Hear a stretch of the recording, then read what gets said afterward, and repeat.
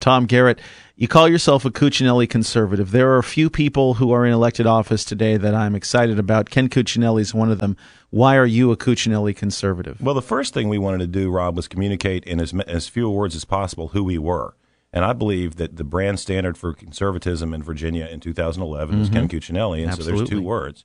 Why? Well, I think that we win back the blessings of our posterity, that is the recipe for the greatest nation in the world, by looking at essentially how we got to be the greatest nation in the world, to look at the foundational documents, the Declaration of Independence, the Constitution, and what they said about who we wanted to be, and then how we got to be the greatest nation in the world. In 1932, Will Rogers said, and that's 3 years after 1929 crash, Great Depression, Will Rogers said the whole world's itching for a little bit of what we got.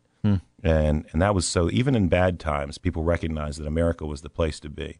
Well, we've diverted so far from the original concept of federalism. We've turned on its head the idea that we're endowed by a creator, meaning that neither man nor government can give rights. They can only take away rights or protect rights.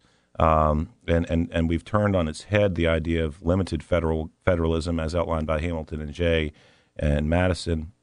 And the way you get it back, I think, is frankly not in Washington, D.C., although cut, cap, balance, that sort of thing's great. It needs to be done. But the way you get it back, it starts at the State House. You need people like Ken Cuccinelli saying, hey, look, EPA, this carbon dioxide as a greenhouse gas theory is ludicrous on its face. By that theory, Rob, I think it's ironic to point out that someone who gets up in the morning and jogs 3 miles every day is a bigger polluter than a person who sits on their sofa all day.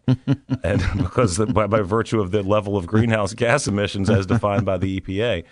And you need somebody who says, hey, look, we've read the Commerce Clause and the overbroad reading that the Obamacare puts onto it, essentially that everyone will at some point avail themselves of health care one way, shape, or form or another. So therefore, it should be subject to the federal powers under the Commerce Clause. Well, by that logic, everyone will avail themselves to wall-to-wall carpeting. Everyone will avail themselves to the benefits of Walmart at some point in time or another, even if you don't shop there. Somebody you know will.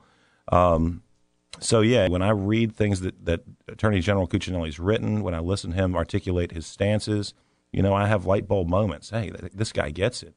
And so that's why we described ourselves as a Cuccinelli conservative. I think it communicates very well exactly where our core principles are in this day and age in the Commonwealth.